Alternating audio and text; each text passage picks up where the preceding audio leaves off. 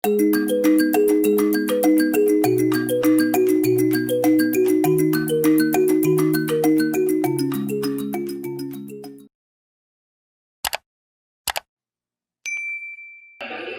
Bapak Ibu, saudara-saudara yang berbahagia,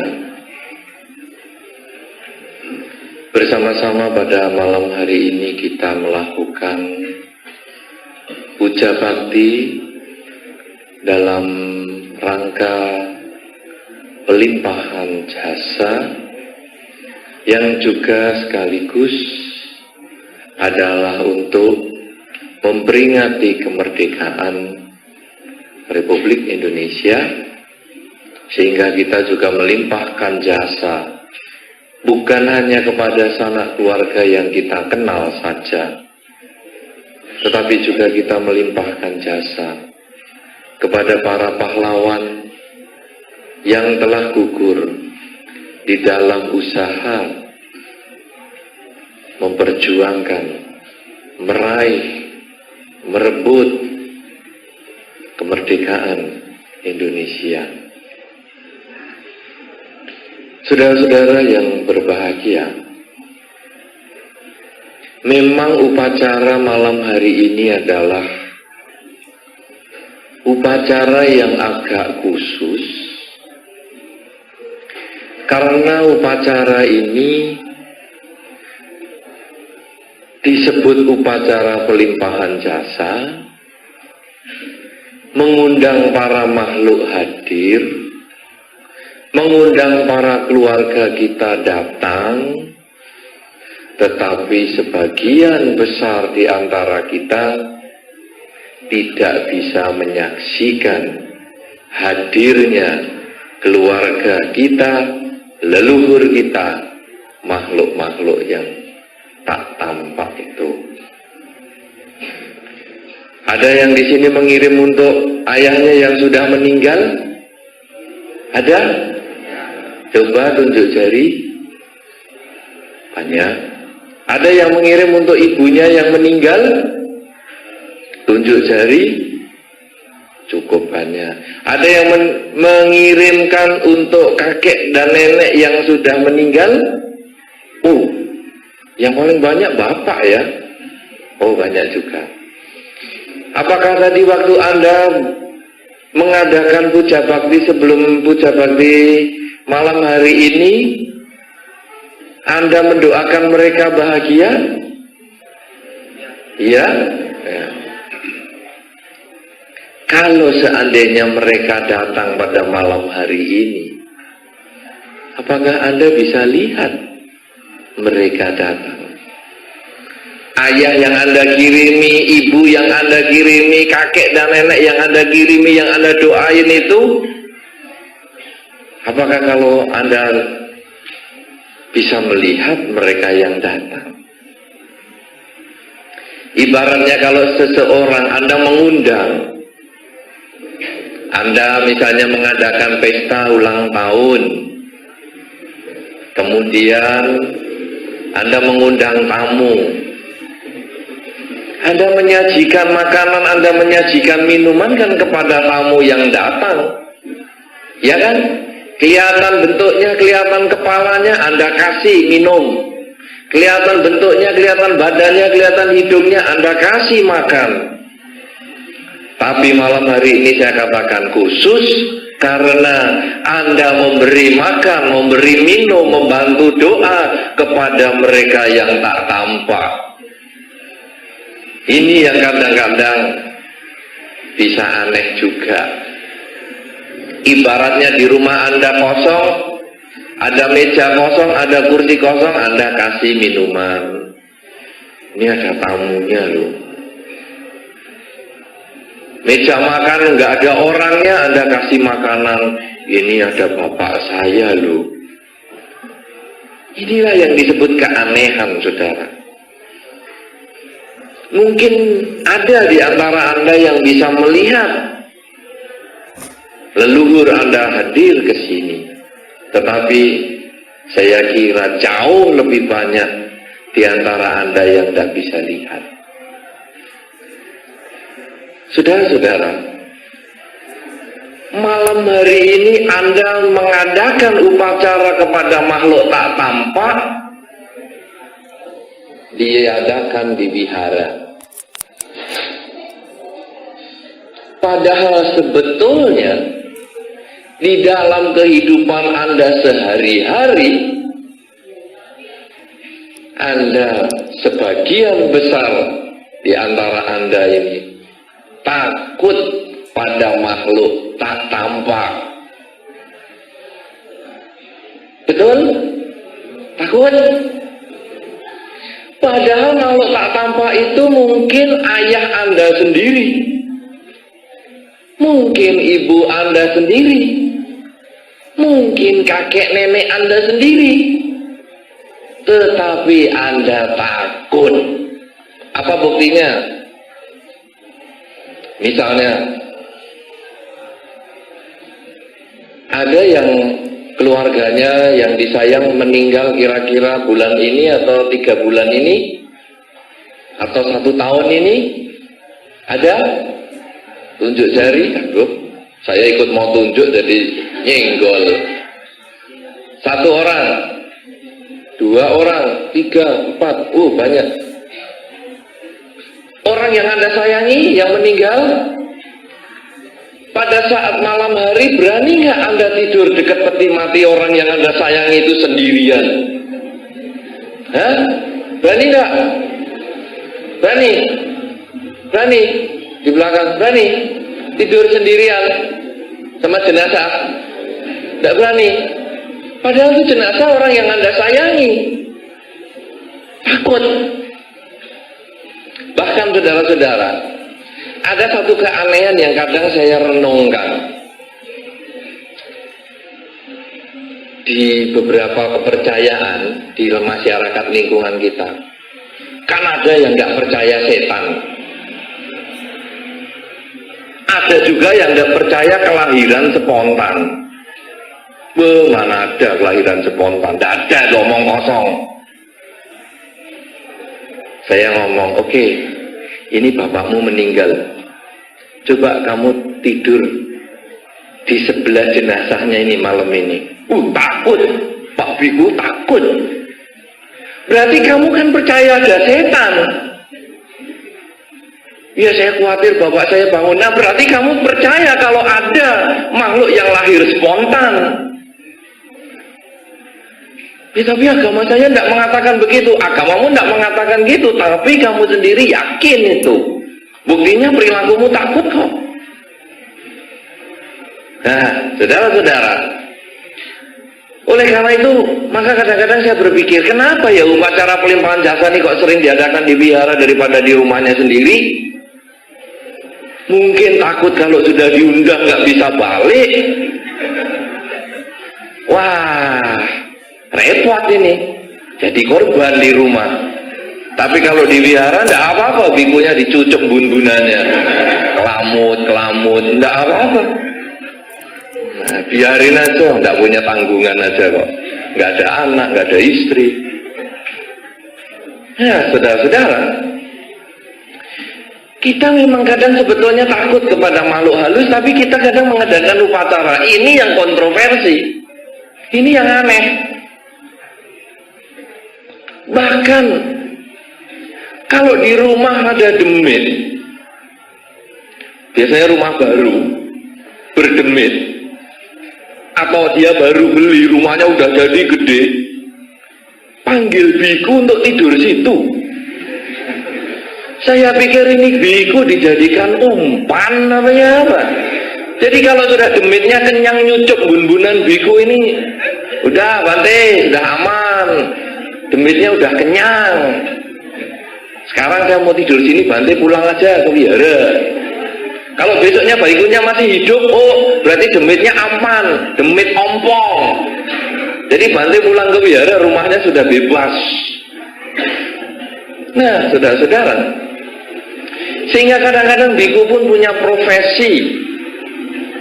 Profesi kalau rumah berdemit, suruh tinggal, atau kalau minimal tidak suruh tinggal, suruh bacain parita.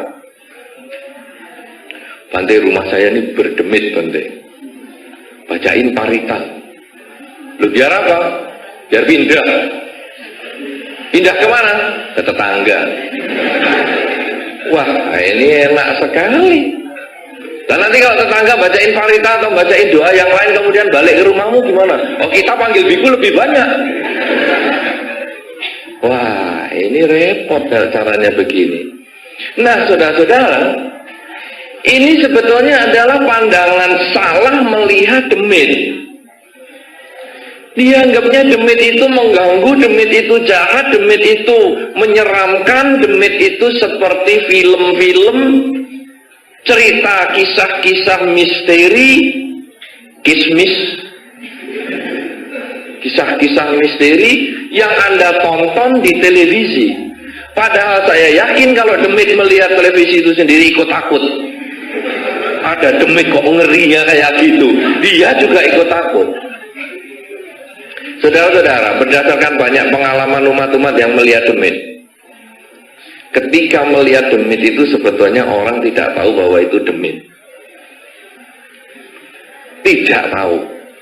Buktinya apa? Misalnya begini, Anda melihat salah satu anggota keluarga Anda di rumah, misalnya anak Anda datang masuk ke kamar, atau mungkin Anda melihat pasangan hidup Anda datang ke belakang.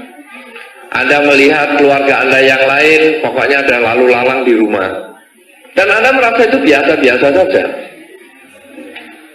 Tapi pada saat Anda mau mencari orang itu, kemana ya anak tadi?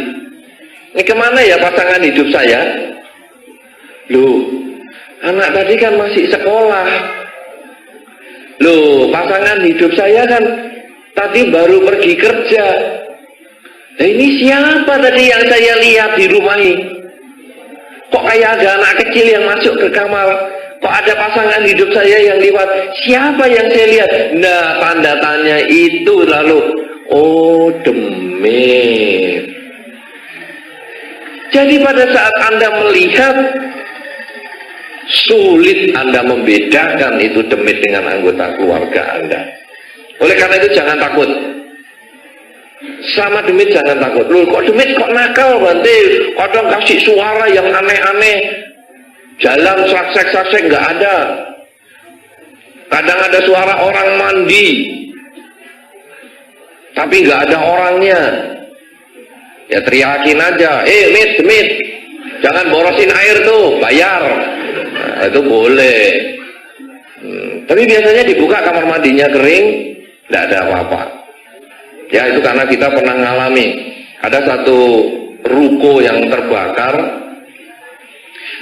Ruko itu 3 lantai, lantai yang kedua terbakar, mati semua 9 orang jumlahnya. Yang punya rumah takut makin. Mau dijual nggak ada yang mau beli. 9 orang mati. Lalu bagaimana? Kasihkan biara saja. Lalu bagaimana? Bikunya suruh tinggal situ. Sungguhan itu yang meninggal ayah, ibu, beberapa anak, pembantu, babysitternya ikut meninggal. 9 orang. 1 lantai. Lantai 1 aman, bersih. Lantai kedua seperti tidak kena api. Hanya lantai ketiga itu yang ada apinya, hangus. 9 orang korban. Lalu biku tinggal di sana.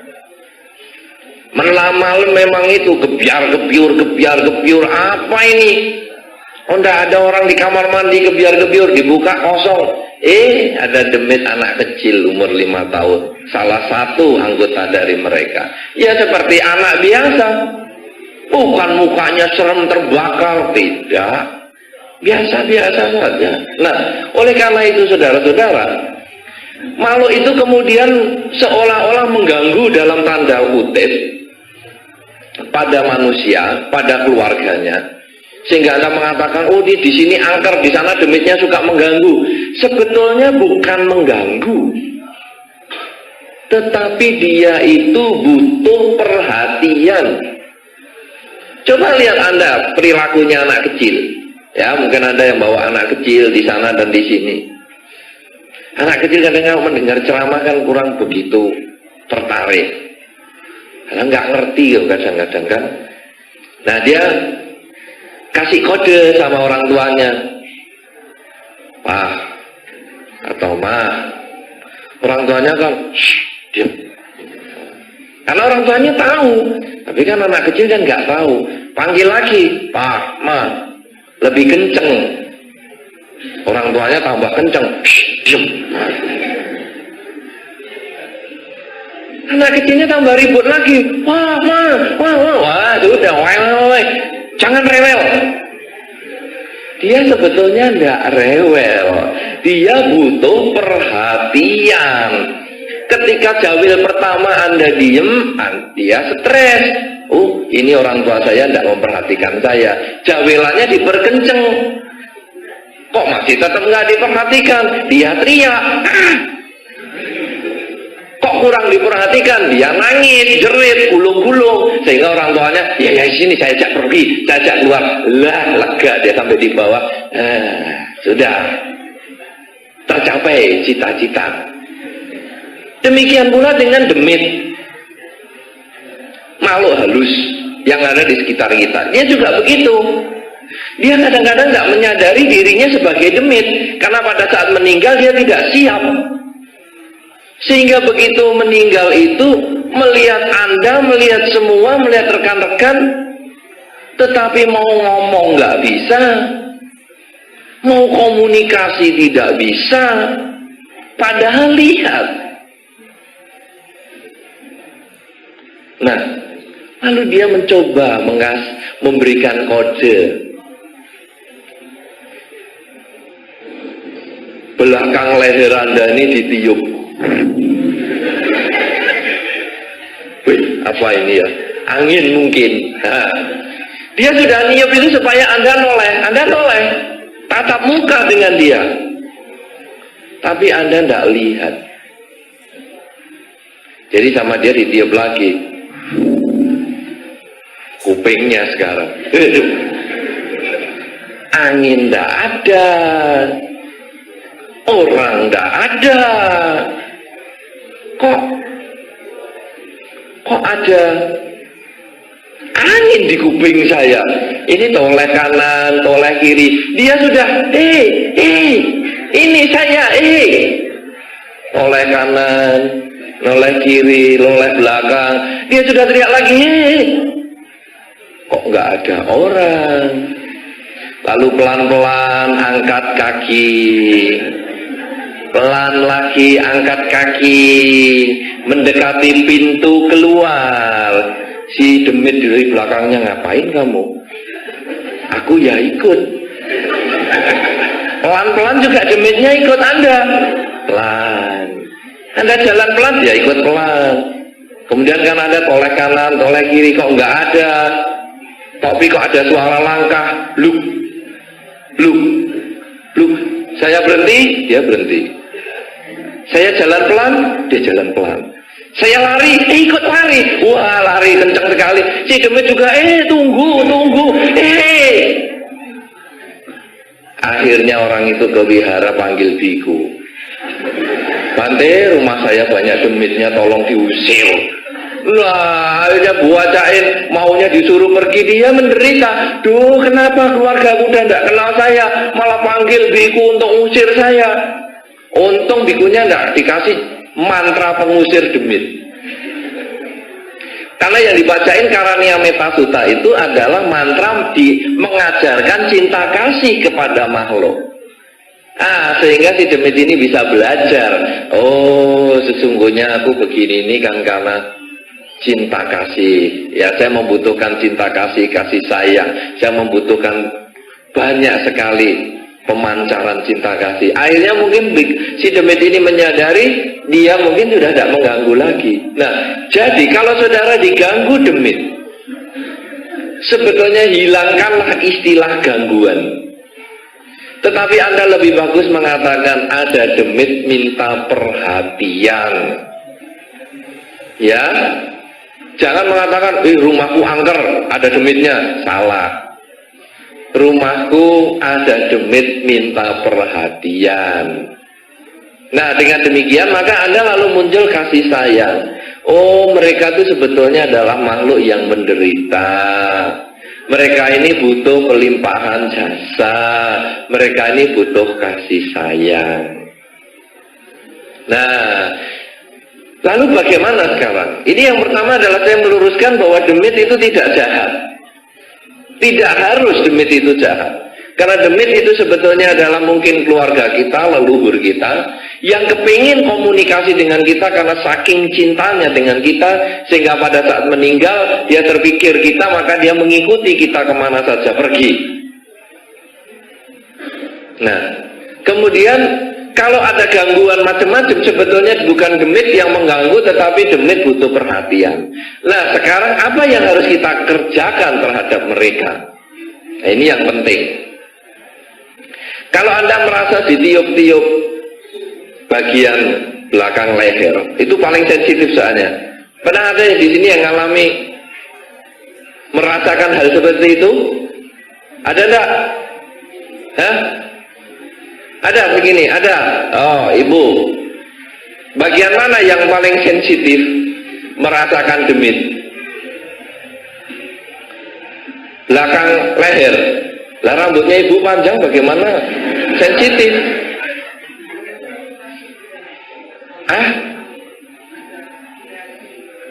Reaksi apa? Gatel. Oh, ya. Datang atau gatel?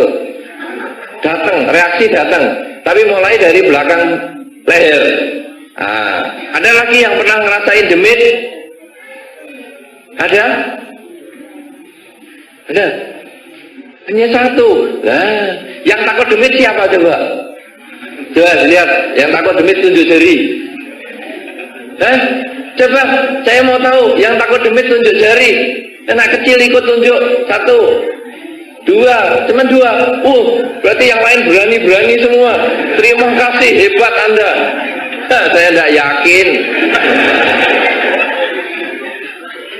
Jangan kata urusan demit.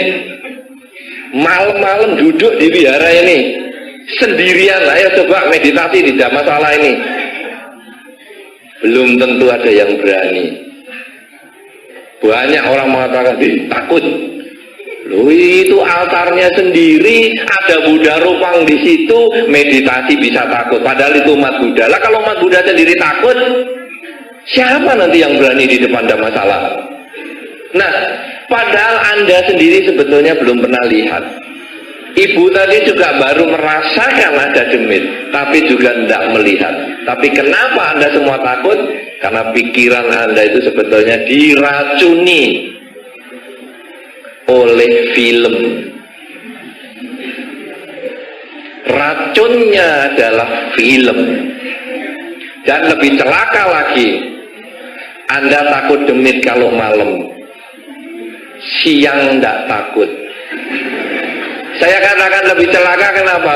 Karena demit bagi dia siang dan malam kita sama saja. Banyak sekali orang melihat demit justru jam 10 siang. Anda kalau lihat Tuyul dan Mbak Yul, filmnya itu demit itu selalu siang. Anda tidak perhatikan toh? Tuyul dan Mbak Yul itu kan demitnya jalannya siang terus. Tapi kalau Dracula jalannya malam. Kenapa? Karena memang demit itu tidak melihat waktu. Karena siang dan malam di sana, satu harinya bisa puluhan tahun di sini. Jadi Anda kalau lihat malam siang takut, malam berani siang, itu tidak masuk akal. Di rumah sendirian siang berani, di rumah sendirian malam takut. Padahal tempat tidurnya ya di situ, pintunya ya di situ, gelasnya ya di situ. Gitu kok takut. Kecuali kalau malam pintunya pindah sedikit, kemudian tempat tidur bisa geser, itu takut. Tapi kalau sekarang siang malam bentuknya sama, apa yang takut? Itu kan pikiran Anda sendiri sebetulnya. Pergi ke kuburan siang-siang berani. Pergi ke kuburan yang sama malam hari takut. Itu kan heran. Oh, kuburannya ya tempatnya sama, pohon kambojanya ya tetap di situ. Apa yang ditakuti? Pikirannya sendiri sebetulnya. Nah, oleh karena itu saudara, satu, demit itu sebetulnya mungkin kerabat kita. Yang kedua, dia itu mencari perhatian untuk kita menolong. Yang ketiga, rasa takut itu sebetulnya adalah buatan kita sendiri. Maka sekarang yang keempat, apa solusinya? Bagaimana cara mengatasi demit? Nomor satu, cara mengatasinya, saya bukan membagi jimat, pakai jimat. Misalnya itu tulang anjing. Pernah Anda dengar? Pernah dengar? Tolak demit dengan tulang anjing. Belum pernah dengar? Saya kasih ilmunya. Orang takut demit itu bawa tulang anjing.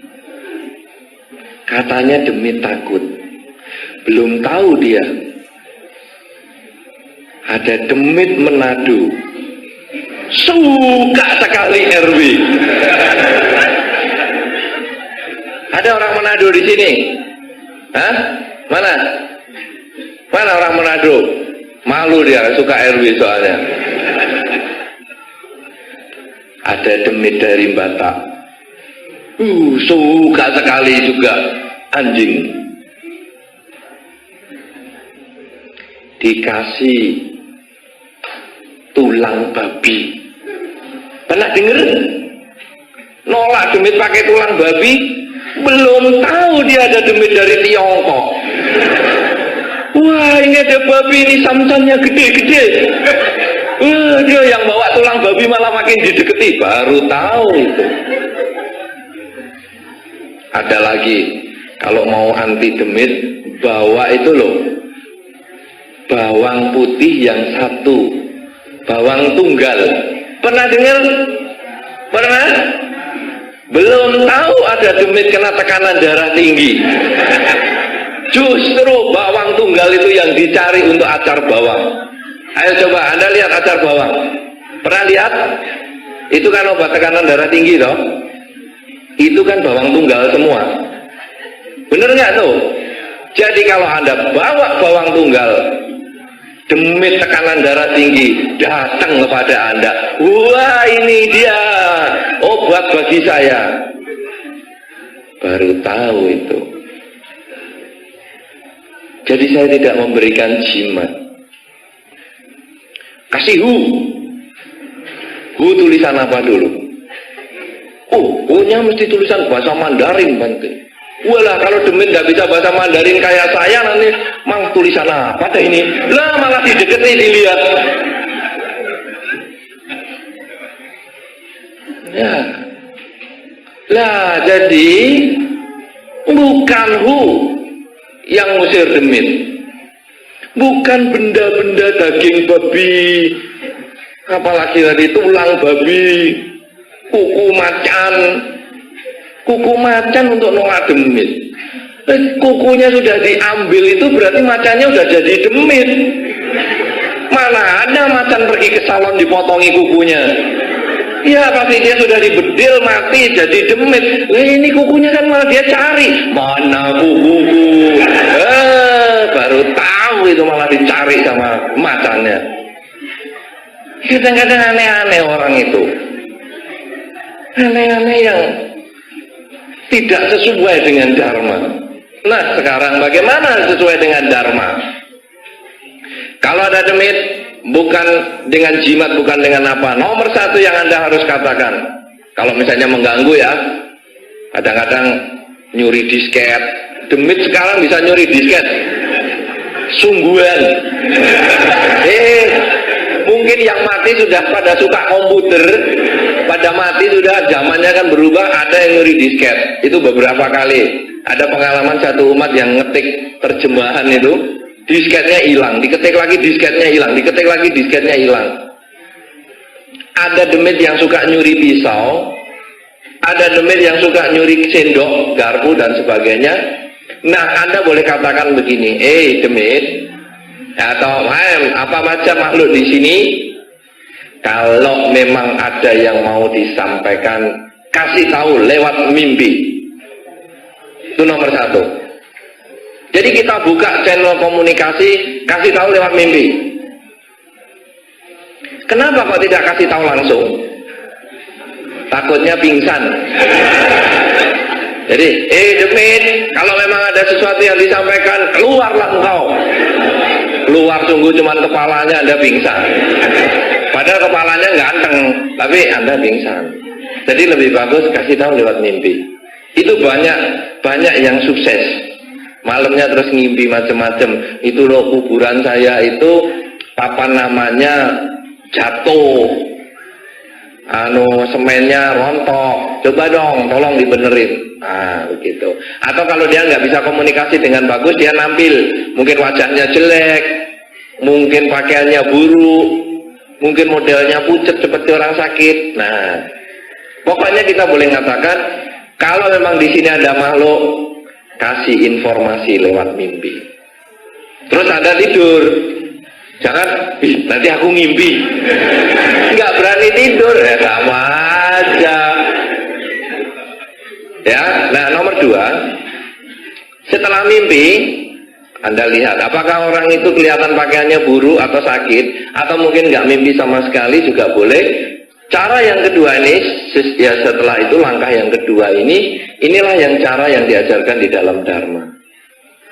Kita melakukan kebajikan untuk para makhluk yang berada di sekitar kita tadi.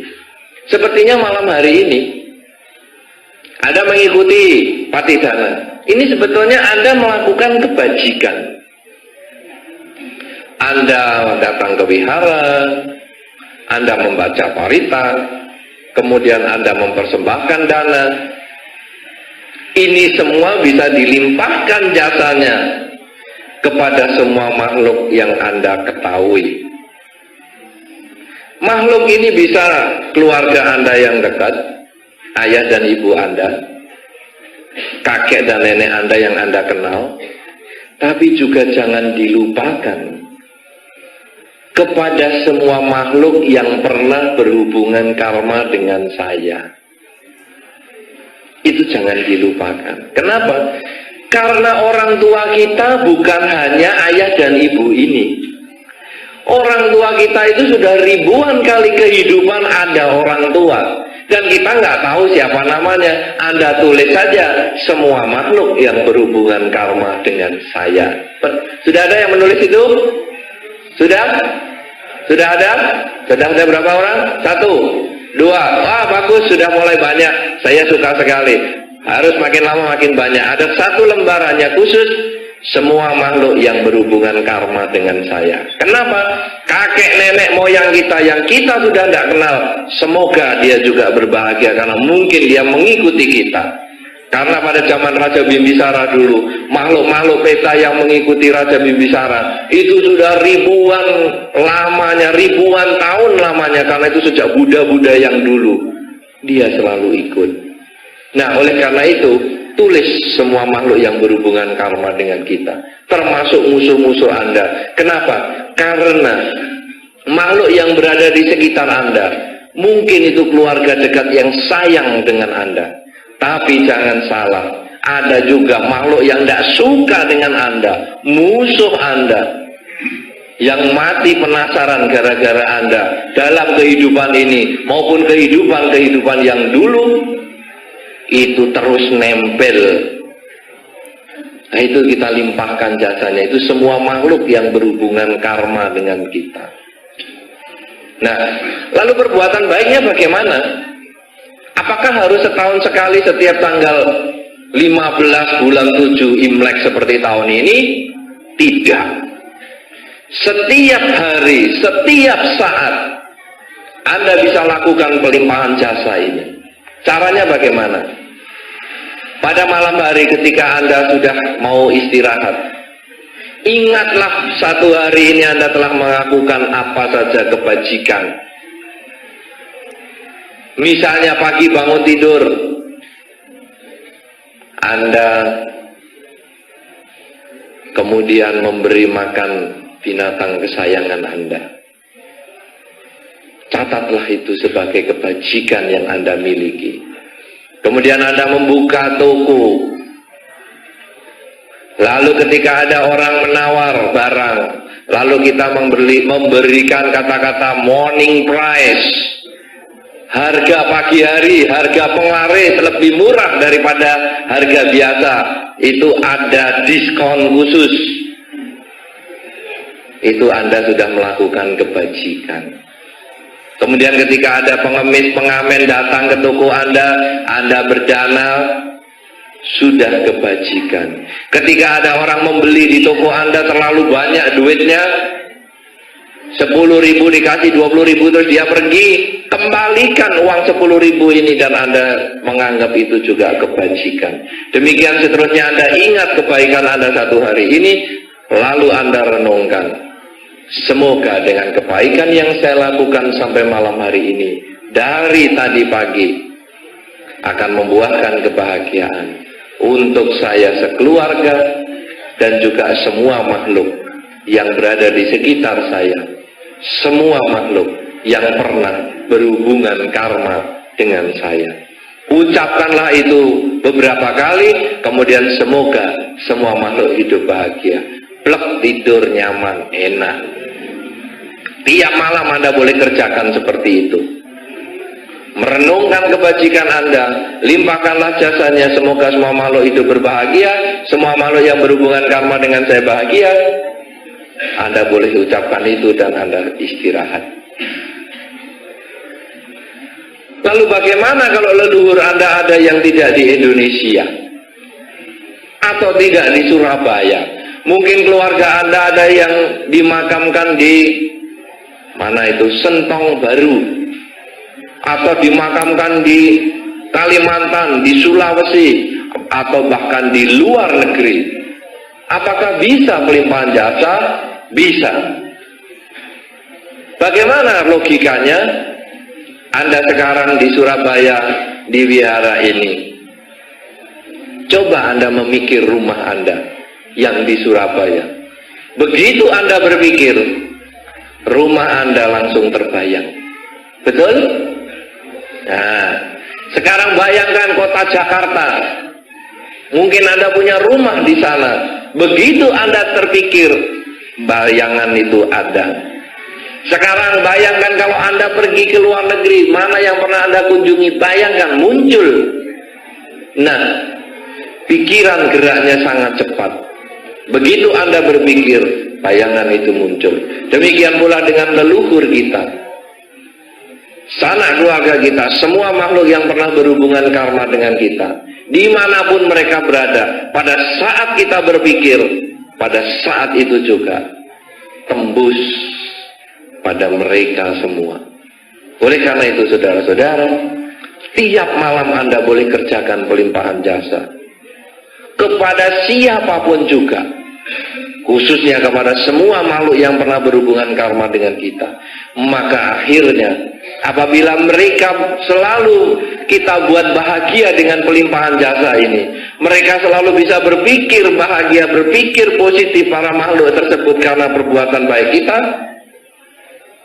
maka mereka bisa meninggal dari alamnya karena sudah cukup karma baiknya dan terlahir di alam yang lebih baik. Ini karena pelimpahan jasa yang kita berikan terus-menerus. Sedangkan kita yang memberi pelimpahan jasa terus-menerus, kita pun juga akan mendapatkan kebajikan itu sendiri. Karena sesungguhnya di dalam dharma siapa yang menanam, dia yang akan panen. Menanam padi, tumbuh padi. Kalau sekarang kita menanam kebajikan, maka sesungguhnya kita pun juga akan mendapatkan kebahagiaan. Para leluhur sanak keluarga kita, semua makhluk yang pernah berhubungan karma dengan kita, itu adalah objek untuk kita melakukan kebajikan. Cobalah tiap malam kita limpahkan jasa kebajikan kita selama 1 hari penuh. kepada mereka semua.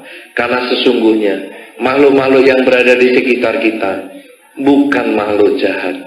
Dia hanya ingin kita berbagi dengan mereka. Seperti Parita Tirokuda tadi, Tirokuda Sutta yang tadi dibaca. Sebetulnya di situ menjelaskan bahwa para leluhur kita, mereka yang berhubungan karma dengan kita, mereka menanti di dinding-dinding, di gerbang-gerbang, di persimpangan jalan. Ketika kita lewat, mereka lihat, mereka berteriak. Tetapi kita tidak pernah kenal dengan mereka. Ketika kita sedang berbahagia mengadakan pesta pora, kita tidak pernah mengundang mereka, karena kalau mereka datang kita malah takut. Karena itu, kita harus limpahkan jasa ini.